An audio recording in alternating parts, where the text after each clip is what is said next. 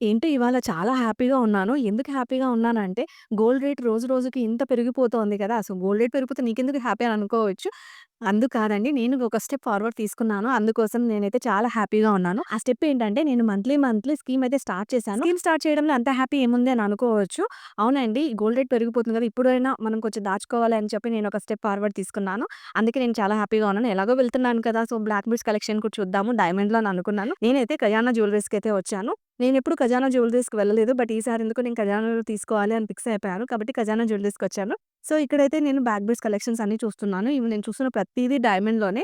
నాకు ప్రతీదీ నేను తీసుకున్నవి అన్నీ 2 గ్రామ్స్, 3 గ్రామ్స్, 4 గ్రామ్స్ మాత్రమే ఉంది గోల్డ్.